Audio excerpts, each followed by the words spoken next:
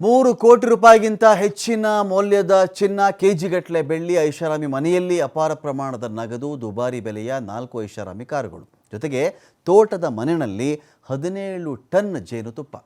17 ton, 17,000 ಕೆಜಿಯಷ್ಟು ಜೇನುತುಪ್ಪ ಸಿಕ್ಕಿದೆ. ಇದು PWD ಮುಖ್ಯ ಎಂಜಿನಿಯರ್ ಒಬ್ಬರ ದೊಡ್ಡ ನಿಧಿ ಅಥವಾ ನಿಕ್ಷೇಪ. ಇಲ್ಲಿ ಮಧ್ಯಪ್ರದೇಶದ ಲೋಕಾಯುಕ್ತ ದಾಳಿ ಮಾಡಿದಂಥ ವೇಳೆಯಲ್ಲಿ ಈ ನಿಧಿ ಪತ್ತೆಯಾಗಿದೆ.